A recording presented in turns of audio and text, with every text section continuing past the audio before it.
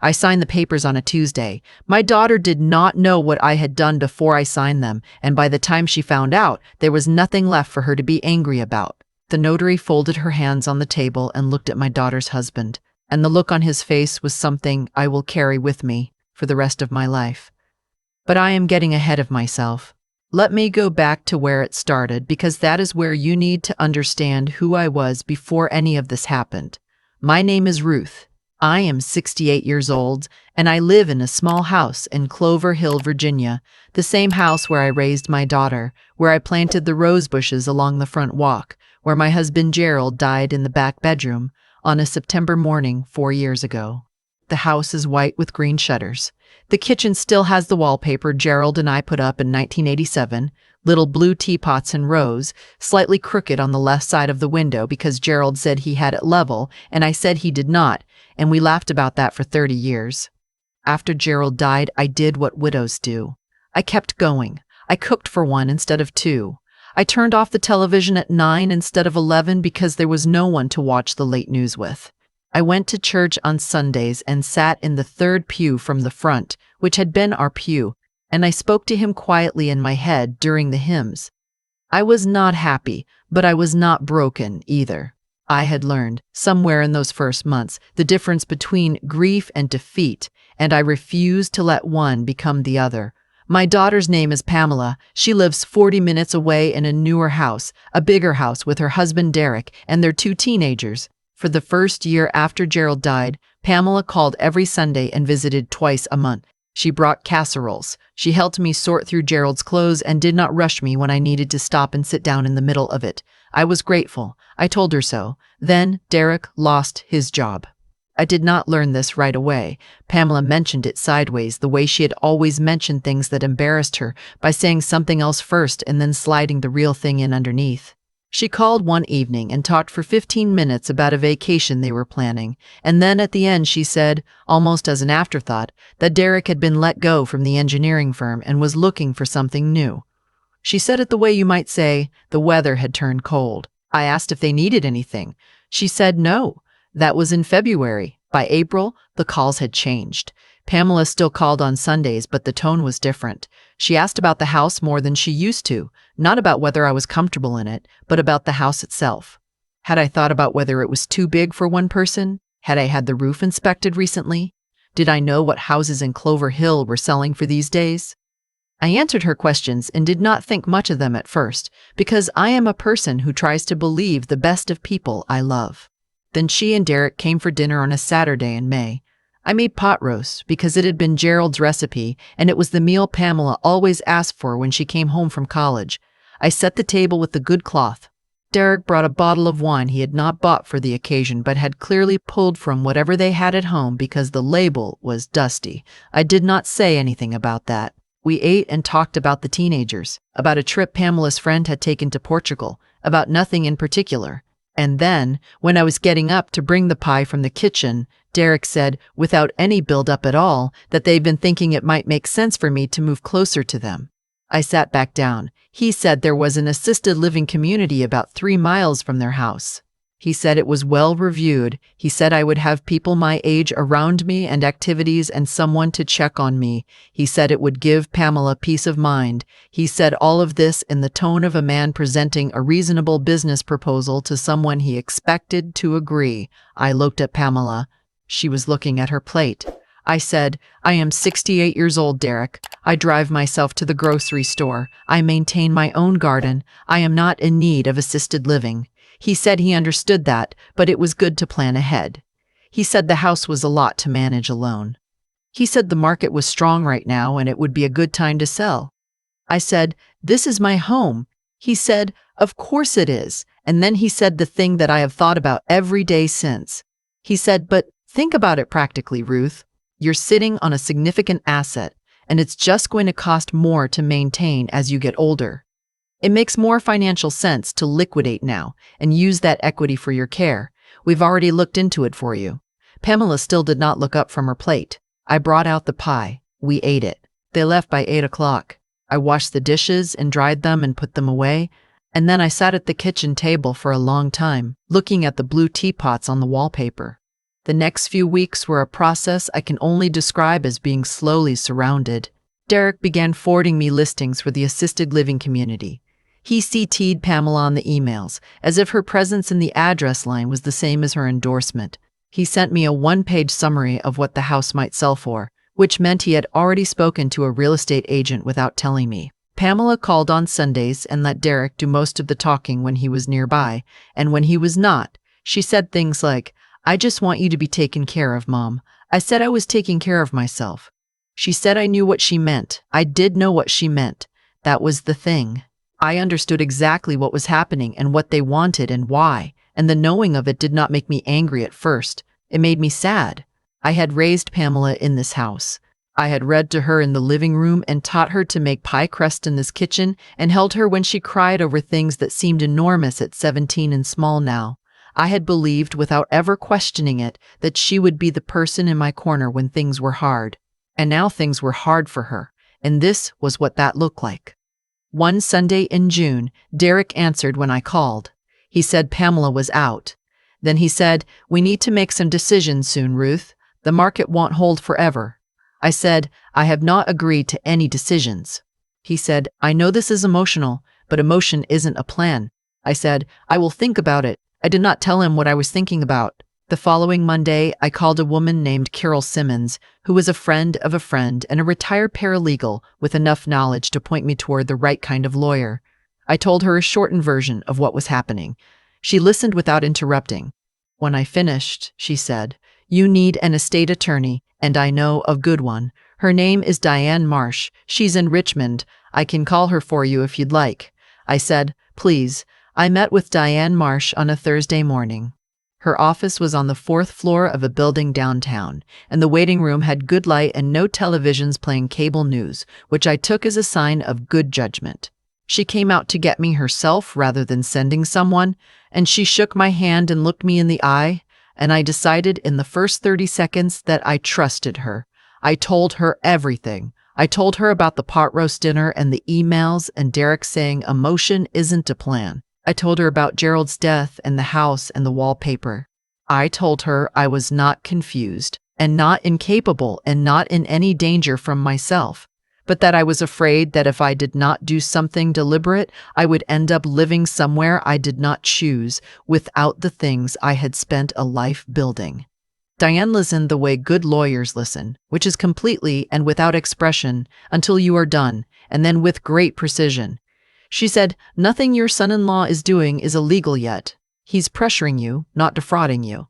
But the moment you sign anything, a power of attorney, a listing agreement, a consent form, the situation changes." I said, "I know. I have not signed anything." She said, "Good. Now let's talk about what you can do." What I could do was more than I had known.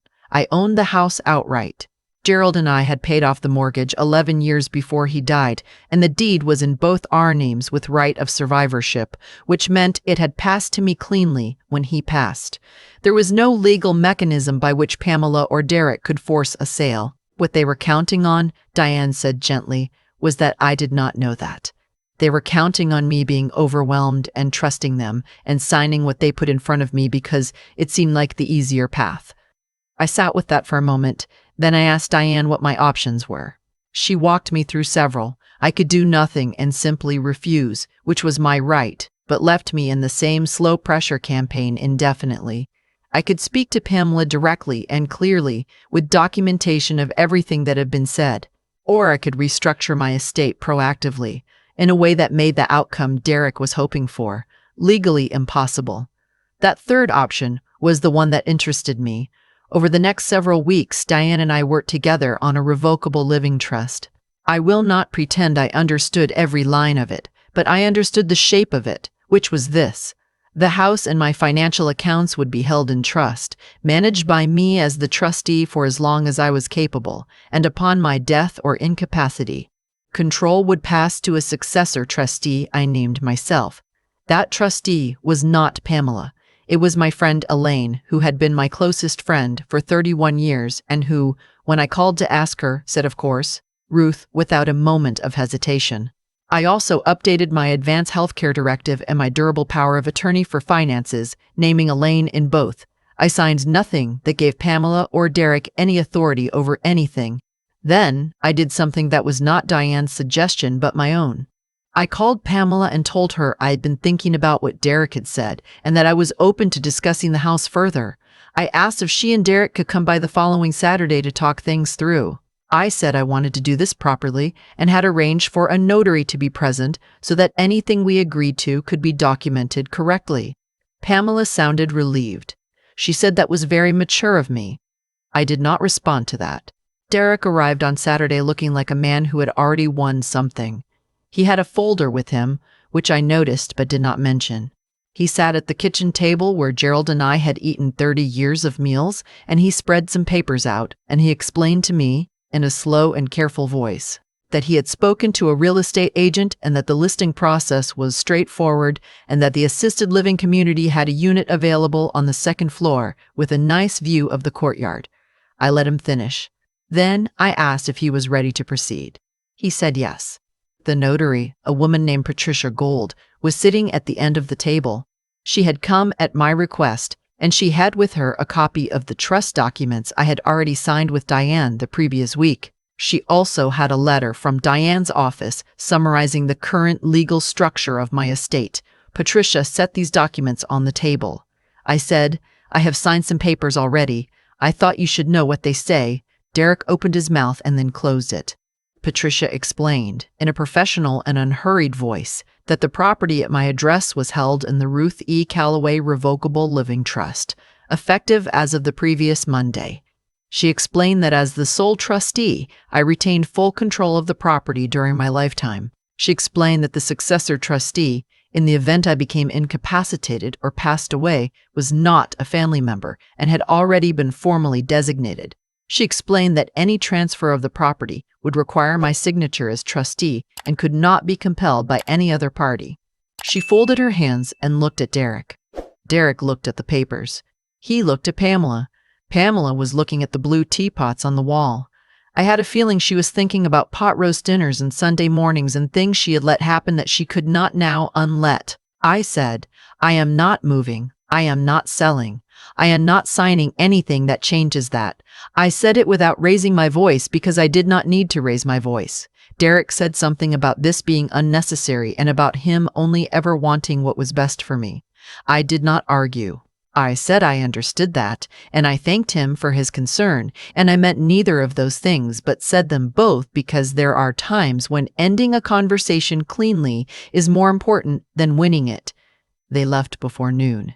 That afternoon, I called Elaine and told her what had happened, and she laughed until she cried, and then I cried a little too, but not in the same way. There is a kind of crying that comes from being afraid for a long time, and then not being afraid anymore, and it feels different from any other kind. Like something leaving the body, the weeks after that were quiet in a way the preceding months had not been. Derek did not email me. Pamela called the following Sunday, and we talked about the teenagers, and neither of us mentioned the Saturday, and I did not know whether that was grief or relief or something else. I decided to wait and see. I decided not to close the door, but also not to stand in it. I did the things I had let myself put off. I had the rose bushes properly pruned by a young man from the neighborhood who did good work and charged fairly. I called an old friend from Gerald's teaching days who I had lost track of, and we had lunch in Richmond at a place with good soup. I started taking a water aerobics class at the Y on Thursday mornings, and the women in it turned out to be excellent company and funnier than I expected. In October, I took a trip. I had talked about going to the coast of Maine since before Gerald died and had always found a reason to delay it. I booked a room in a small inn outside of Camden for 4 nights, and I drove myself, stopping once in Connecticut to stay with a college friend I had not seen in 8 years. The Maine coast in October was cold and gray, and the most beautiful thing I had seen in years. I walked on the rocks in the morning with a hat pulled down over my ears, and I thought about Gerald, and I thought about the house. And I thought about what it means to hold on to something not out of stubbornness, but out of the honest knowledge that it belongs to you and that you are not finished with it yet. I came home on a Friday. I pulled into the driveway and sat in the car for a moment, looking at the white house with the green shutters and the rose bushes along the walk. their canes bare now but neatly cut. I thought about Derek with his folder and his careful voice and his idea of what was practical. I thought about Diane, who had looked me in the eye and told me what I was allowed to do. I thought about Elaine, who had said of course, without hesitating. I thought about the wallpaper, crooked on the left side of the window. I went inside. The house was warm and quiet and smelled like itself, the smell of 30 years of cooking and living and being loved in ordinary ways. I put my bag down in the front hall. I went to the kitchen and put the kettle on. The house was mine. It had always been mine. It would go on being mine for as long as I decided that was true, and not one day less. I want to say one thing to you before I go, and I say it to anyone who recognizes themselves somewhere in this story. You do not need to be angry. You do not need to fight or make a scene or say the hard things out loud at the dinner table, though sometimes that is also right.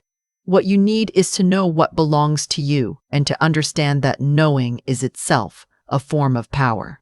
Find someone who will explain your options to you as if your time is valuable and your mind is intact, because it is. Make the decisions that are yours to make before someone else decides they will make them for you. And if someone puts papers in front of you and assumes you will sign them, take a moment. Think about what you know. Think about what you sitting at the other end of the table. Then decide what kind of surprise you would like to show them.